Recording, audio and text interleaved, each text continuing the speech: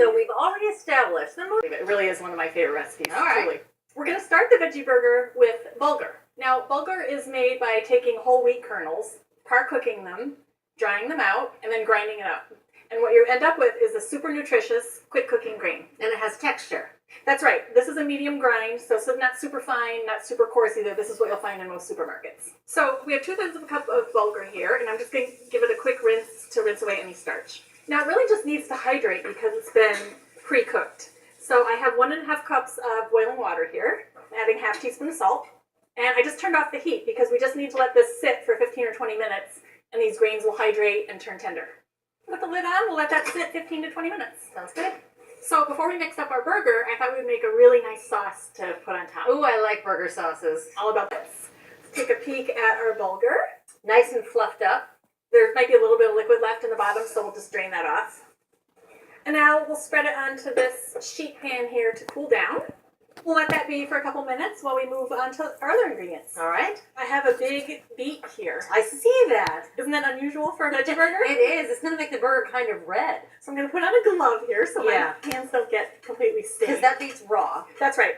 You can shred the beet with a handheld grater, or you can do it on the shredding disc of a food processor. And I like how you wore a glove because getting beet stains off your hand is really hard. We have found that whitening toothpaste does a pretty good job of getting it off. Very good. I'm going to put this into the food processor.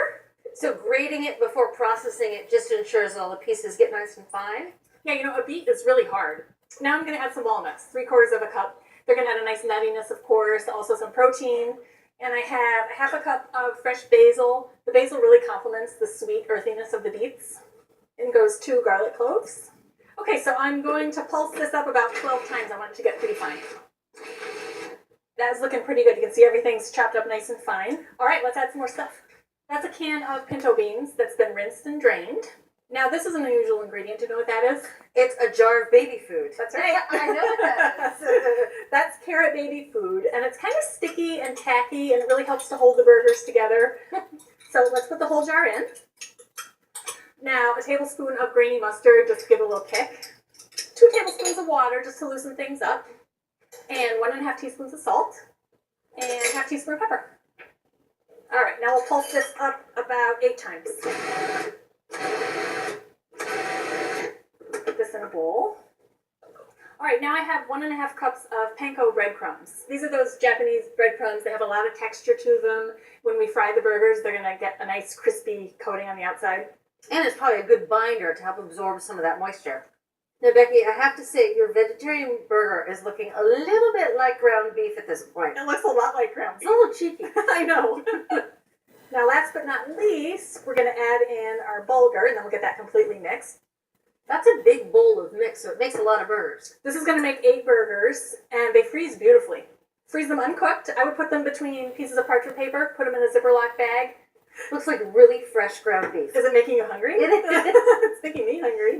So we want 8 patties. So my little trick, my way of doing this is just to kind of divide the bowl into 4 quadrants here. And then I can divide each one in half like that. So my hands will get a little bit pink from forming the actual burgers, but not as bad as if I were to handle the raw beet. So I'm just going to go ahead and go for it. And you can see this burger mix holds together really, really nicely. Look at that. I made so many recipes for vegan burgers where they're super crumbly. You can hardly get them together into a patty. Or they crumble apart when you cook them. That's right. So this is really, really nice.